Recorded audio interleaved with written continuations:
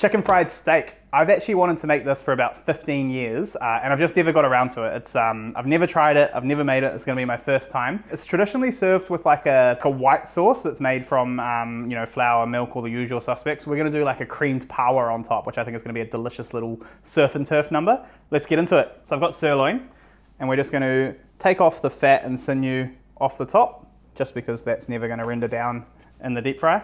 Next we're gonna take 2 bits of baking paper and we're gonna lay our steak between it. And we're gonna take out any frustrations left over from the NRL out on the steak. Awesome, sirloin is a prime cut, so we don't have to go too thin. And we've got a couple of nice looking steaks there. So into a large bowl. And we're just gonna top it with some buttermilk. I'm kind of just following my normal fried chicken recipe for this and following my nose on it. So enough buttermilk to cover it. Plenty of salt, because you wanna season the steak. Plenty of pepper. And then Kaitaia Whaia New Zealand hot sauce. You can use your favorite hot sauce. This is my favorite.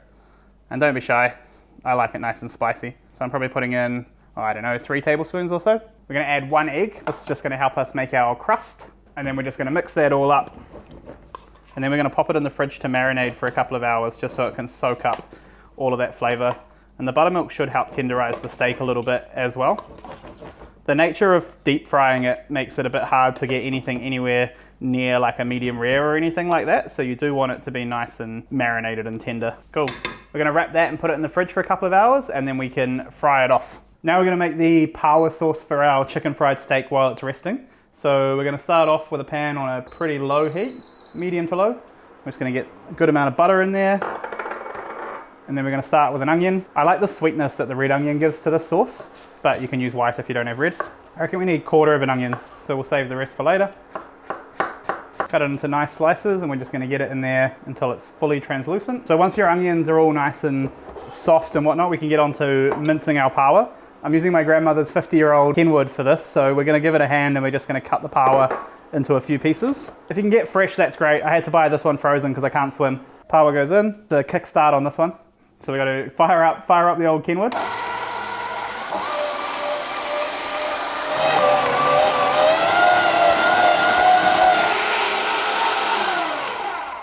And then you got your minced Paua. Doesn't look that nice just like that, but trust me, this is my favorite thing in the world. I absolutely love Paua. So then next we've got our onions all fried off. We've got our Paua minced. We can add that to our onions. And you just want to sweat that down over a slightly lower heat. You can smell the Paua already. It's super strong and super tasty. And we do want to build up a little bit of caramelization to really build a bit of sweetness in it. We're going to add a teaspoon of miso and about a tablespoon of soy sauce. Let that cook in, and then we're going to add about a tablespoon of flour. Turn your heat right down, and you want to cook this for a while just to really toast that all off so it goes nice and thick. Awesome. And then we're going to add our cream, and we're going to reduce that till it's nice and thick. Now we're gonna make our dust for the chicken. So I'm just keeping it really simple. I've got some plain flour here.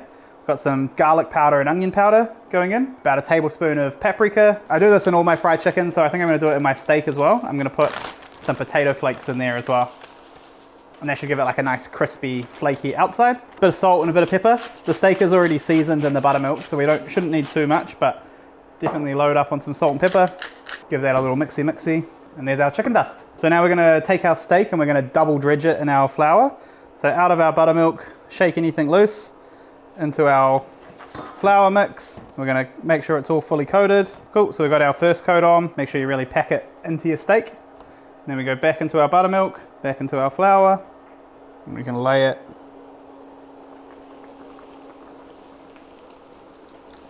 Oh, that's so cool. So this has had about 2 minutes on each side. You're sort of just going for color. So we're just gonna take it out, strip any excess oil, and let it rest on paper. You want it to rest for a couple of minutes. It's really important, otherwise the juicy steak's just gonna make all the crumb fall off anyway. Oh, that is pretty gangster, eh? Now we're gonna plate it up. So we're just gonna give it a little bit of fresh salt on top. Got our big steak like that. And then we've got our cream Paua sauce here. It's looking beautiful. It's all reduced and dark and delicious. And we're just gonna pour that all over the top. We're just gonna finish it with some chives, and we're gonna pile that all over the top. Yum, first ever chicken fried steak. Now we're gonna tuck in.